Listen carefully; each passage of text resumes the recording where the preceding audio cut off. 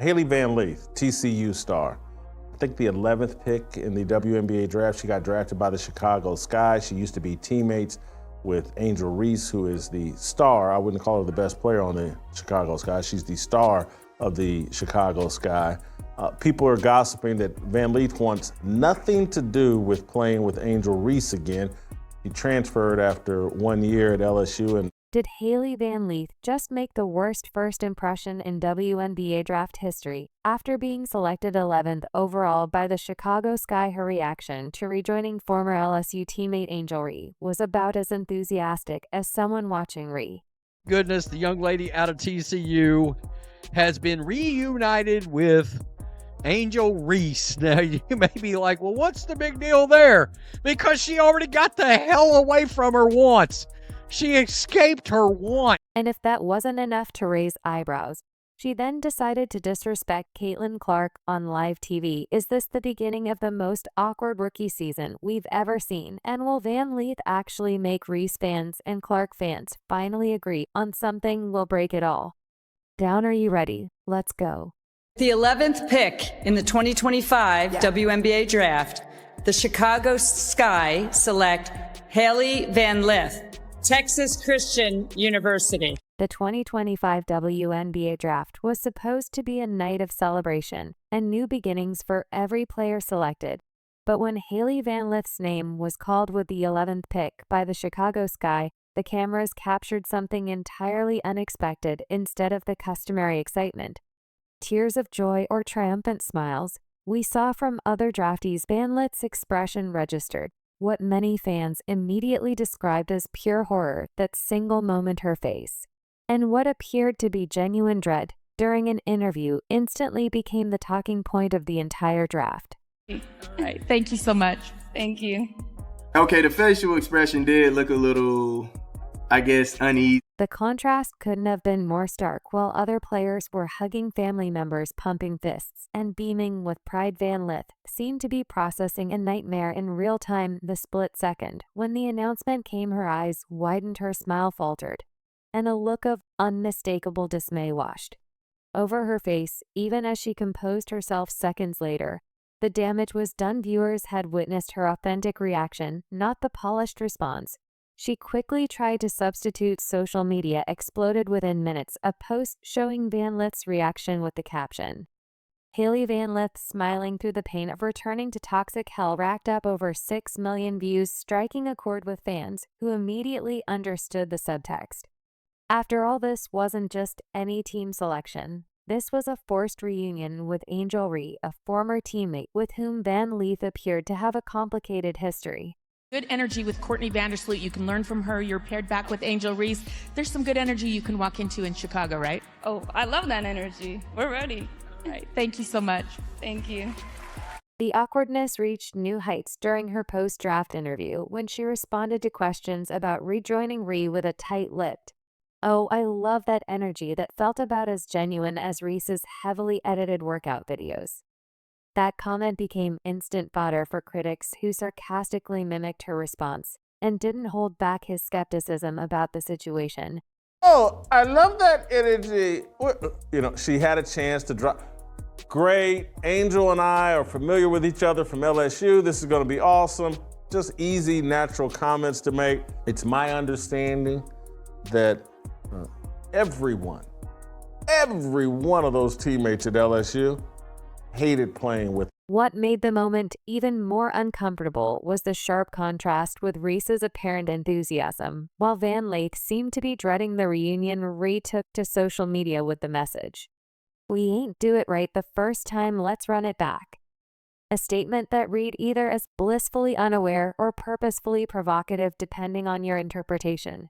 Her facial expressions, like you saw them coming in to the video, her facial expressions were like, the F just happened to me. The draft night disaster suddenly cast a spotlight on what had previously been speculation about Van Lith's time at LSU. After transferring from Louisville to join the defending national champions back in 2024, her performance had mysteriously declined. The star guard, who once averaged nearly 20 points per game, saw her production plummet to just 11.6 points alongside Reese. Look at this face. Look at this face. God bless her. I mean, the pain and anguish. That's not, I'm about to lose it and I'm happy to be drafted and all. No, let's not even go down that road. I think we all know better. LSU coach Kim Moy's previously cryptic comments now seem to carry new weight. When asked about locker room issues during that season, Moy had ominously stated, "You always have to deal with locker room issues. That's just part of coaching. In 40 years, I can never think of a time where I didn't have to deal with issues. That's what coaches do. Sometimes y'all know about them and sometimes you don't. Sometimes you want to know more than you're entitled to know. I'm going to protect my players, always. They are more important. It's like a family, Scott. Let me ask you this. If you do some disciplining of your own children, do you think we're entitled to know that? Combined with Reese's midseason absence and Van Lith's eventual transfer to TCU to escape what many perceived as a difficult situation, the puzzle pieces began fitting together. The draft night reaction wasn't just about basketball. It was about mental health and professional autonomy, as Jason Whitlock pointed out. Van Lith has been very honest about her mental health struggles. She's cried on camera about how great things were at TCU. Her transfer to TCU had been an attempt to revitalize her career and find a healthier environment, making the Chicago selection feel like a cruel, cosmic joke, forcing her back into a situation she had deliberately left at. Does not look like a girl that was excited to be selected where she was selected. And Jason, I think if I'm reading in between the lines, these two did not enjoy playing with each other the first time. So I don't know why either one of them would be excited to run it back. I think could there maybe, Jason, do I detect some potential jealousy maybe here between Angel Reese, who wants to be the central figure in every story that she's a part of, including the little feud, the beef between with her and Caitlin Clark? For the Chicago Sky, the situation raises uncomfortable questions. Have they just drafted a player who already has significant chemistry issues with their apparent franchise player Angel Reese? Will the tension between Van Lith and Ree undermine team cohesion before they've even stepped on the court together? The concerns around team chemistry aren't just fan speculation anymore. They're written all over Van Lith's face for the world to see. I think Hailey would be reluctant to re-engage with a narcissist who was on a WNBA team last year that instead of trying to win games and compete, you would see them at the end of games, hey, Angel needs to score 4 more points and it'll take her about 7 to 8 to 10 shots to get there. And so they would shut down everything they do and feed the ball to Angel Reese at the end of the game so she could keep her double-double streak. Those team chemistry concerns weren't just visible on draft night. They were written into the statistical record long before Van Lith's expression told the whole story. When a player goes from headliner to afterthought, the numbers reveal everything about what really happened behind the scenes. The experience, what's it like to play with Angel Reese, who is a narcissist and selfish, and my understanding, a nightmare for all teammates. At Louisville, Van Lith wasn't just good, she was the centerpiece of a major program's offense. Her 19.7 points per game made her one of college basketball's premier scorers, the kind of player coaches design entire game plans around. She was a volume shooter who earned those opportunities through consistent production and leadership. Then came the transfer to LSU, and everything changed. The collapse in Van Lith's production wasn't simply a matter of adjusting to new teammates or a different system. Her scoring plummeted by over 40%, falling all the way to 11.6 points per game, the kind of statistical nosedive that raises serious questions about how she was utilized in the offense. Over. HVL is feeling sick. I feel terrible for her, I do. The year before at Louisville, almost 20 a game. What does that tell you about her hell that she's got coming? She got away once.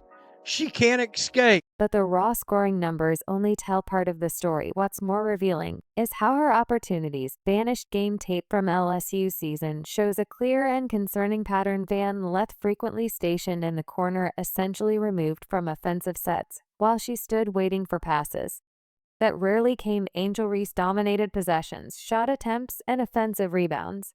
Recent whining about equal pay, that she's underpaid. You see this, obviously. She's only making $70,000 to jack up brick layups and airball layups somehow in games that no one wants to watch. Oh, poor me, I'm only making $70,000. Not mentioning the additional couple, probably million she's making in sponsorship and additional revenues allotted to her from playing in these. This wasn't merely bad luck or poor fit. It appeared systematic. Basketball analysts noticed Van Lith's diminishing role and the visible frustration that came with it. Far too often she was open for shots, but ignored by teammates, creating a feedback loop where her contributions became increasingly marginalized. The offensive strategy at LSU mirrored troubling reports about priorities within the Chicago Sky system last season. Just as LSU's play seemed designed to inflate Reese's statistical profile, Teresa Weatherspoon reportedly lost her coaching position with the Sky, partly due to an offense too focused on maintaining Reese's double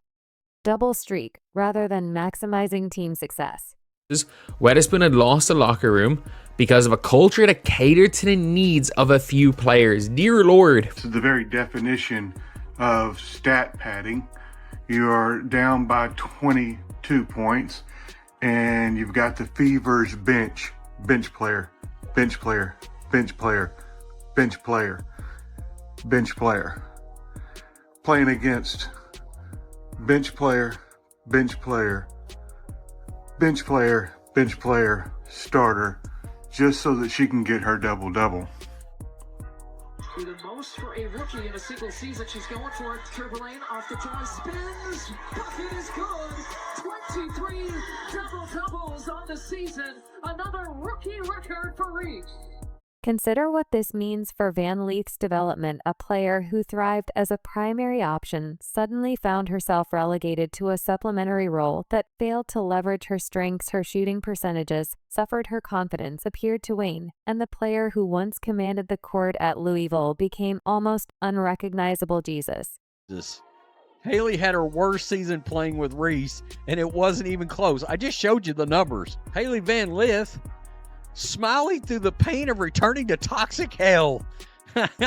There's your boy right there. The pattern of relegating teammates to support Reese's statistical achievements raises legitimate questions about what awaits in Chicago. Will Van Lith once again find herself standing in corners while plays run through Reese? Will the Sky's offensive system evolve to incorporate both players' strengths, or will history repeat itself? Watch Hailey Van Lith stand at the three-point line wide open while that girl is chasing the new rebounds record. That's exactly what's about to happen. For Chicago's coaching staff, the challenge goes beyond X's and O's. It's about managing personalities and creating an environment where multiple talents can flourish simultaneously. The evidence from LSU suggests this won't happen naturally. It will require intentional strategy and perhaps difficult conversations about roles and expectations. With this context, Van Lith's draft night reaction transforms from puzzling to perfectly understandable. It wasn't just about reuniting with a former teammate. It was about potentially re-entering a situation that previously derailed her basketball trajectory. The statistical collapse at LSU didn't just hurt her draft position, it threatened the very foundation of her basketball identity. Terrible for her, I do. She cut the cancer out and it came right back. Just when Van Lith thought her situation couldn't get more complicated, she single-handedly created a rivalry with women's basketball's brightest star, Caitlin Clark. And it happened not on the court, but during what should have been a harmless draft night interview game. Art bench cut, Diana Taurasi, Sabrina Ionescu, and Caitlin Clark. Oh my gosh. Ooh. You're gonna get me in trouble when I'm only a rookie. Oh, this seems wrong. You're not gonna catch me because they are all great and I'm not gonna answer that question. They are all During the 2025 WNBA draft festivities, Van Lith faced what seemed like a simple question, a standard start bench cut scenario featuring Diana Taurasi, Sabrina Ionescu, and Caitlin Clark. Her response: Give flowers to the legend. We're going to start Diana Taurasi. I'm going to bench Sabrina and cut Caitlin. Those final two words, cut Caitlin, instantly transformed what should have been a forgettable orange carpet moment into what might become one of the most consequential statements of Van Lith's young career. Hailey Van Lith. Oh, you gave a bad answer. Yikes. Right off the bat, she's feeling the fire from Caitlin Clark fans. Now, she's already felt some fire from Caitlin Clark in the past. To be honest with you, during some LSU Iowa game. Social media erupted immediately. Fans who were already analyzing Van Lith's body language during her drafting now had concrete words to fuel their criticism. The basketball world seemed genuinely shocked. Here was an unproven rookie willingly placing a target on her back by dismissing the league's fastest rising star. What made this decision particularly puzzling was that other drafts, when presented with the same question, either tactfully opted out entirely or made sure not to cut Clark, recognizing both her talent and the unnecessary drama that would come from suggesting they'd cut her. To play, they're all starting. I'll sit on the bench. I'm going to start Caitlin. I'm going to bench Sabrina, and I'm going to cut Diana. Even though that's the GOAT, I still got to do what I got to do, and yeah. I would start Diana Taurasi. I would bench Caitlin Clark, and I would cut Sab. So, yeah. Okay, I'm going to start DT, bench Caitlin, and I'm going to bench Sabrina. I'm not cutting anybody. Start Diana, bench Caitlin, and cut Sabrina. Sorry. I can cut Diana Taurasi since she's retired, and then I'm gonna start Caitlin Clark and bench Sabrina. Can I start all of them? Yeah, that's what I'm gonna do. I'm gonna start all of them. But to truly understand why this comment hit so hard, you need to know the history between these two players. This wasn't just a random rookie taking a swipe at an established star. This was personal. Clark and Van Lith have faced off in consecutive NCAA tournaments with Clark's Iowa teams, eliminating Van Lith both times in the Elite Eight. And these weren't just regular wins, they were dominations. Hailey Van Lith, you are very lucky you are going to be sitting on the bench for the Chicago Sky this year, because Caitlin Clark is going to probably do unspeakable things to your team the first time he's played it. In 2023, Clark dropped an incredible 41 points, 10 rebounds, and 12 assists against Van Lith's Louisville squad, including a particularly memorable step-back three-pointer made directly in Van Lith's face. Fast forward to 2024, and the nightmare continued when Clark delivered another 41-point performance against LSU, frequently scoring while being defended by Van Lith.